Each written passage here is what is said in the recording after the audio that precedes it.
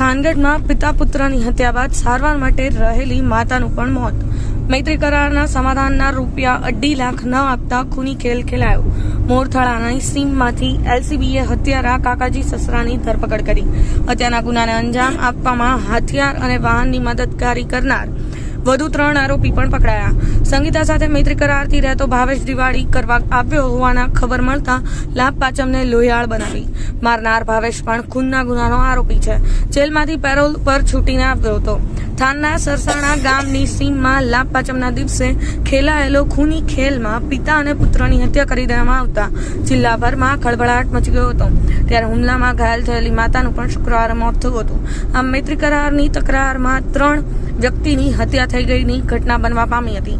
આ બનાવમાં પોલીસે કાકાજી સસરા અને તેમને મદદગાર કરનાર વધુ 3 આરોપીને પકડી લીધા છે. ત્યારે લોહિયાળ જંગ ખોલવા પાછળ મહત્વની બાબત એવી છે કે જ્યારે ભાવેશે સંગીતા સાથે મૈત્રી કરાર કર્યા ત્યારે સમાધાન પેટે પહેલા પતિને ₹2.5 લાખ આપવાનું નક્કી કર્યું હતું. રકમ ન આપવાને કારણે 3 વ્યક્તિની હત્યા કરી દેવામાં આવી હોવાની ચોંકાવનારી વિગત સામે આવી છે.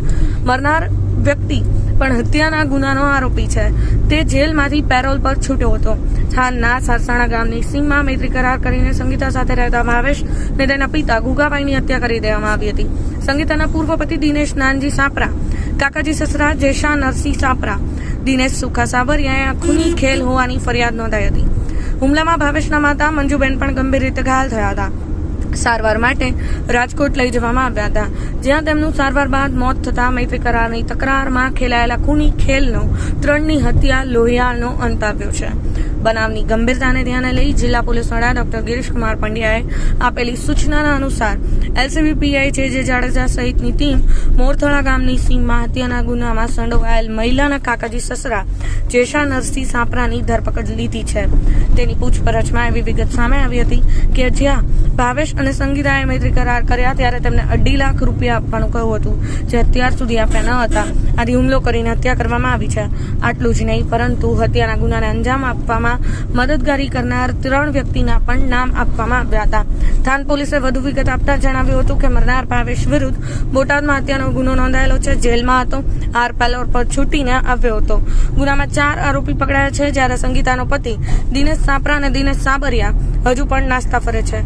પકડવા માટે પોલીસે દોડધામ શરૂ કરી છે. પાડોશની વાડીવાળા ફોનથી બાતમી આપી કીધું હતું કે તેઓ વાડીએ જ છે, આવી જાઓ. ને બાદમાં થાનમાં સરસાણા રોડ સીમવાડીમાં ખેલાયેલા હત્યાના બનાવ જ્યાં બન્યો હતો ત્યાં પાડોશમાં વાડી ધરાવતા દેવશીભાઈ સોલંકીએ રાત્રિ દરમિયાન ફોન કરી જેશાભાઈને જાણકારી આપી હતી કે તમામ લોકો વાડીએ દિવાળી કામ કરવા આવ્યા છે ને રોકાયા છે. ત્યારબાદ 3 આરોપીએ આવીને હત્યાને અંજામ આપ્યો હતો. પકડાયેલ આરોપીએ મદદગારી કરનાર વધુ 3 આરોપીના નામ આપ્યા બાદ થાન હત્યા બનાવમાં પકડાયેલ જેશાભાઈ નરસિંહભાઈ સાપરાની પૂછપરછ હાથ ધરવામાં આવી હતી, જેમાં ફરાર 2 શખ્સો સિવાય અન્ય 3 આરોપી પણ સંડોવાયેલા હોવાનું બહાર આવ્યું હતું.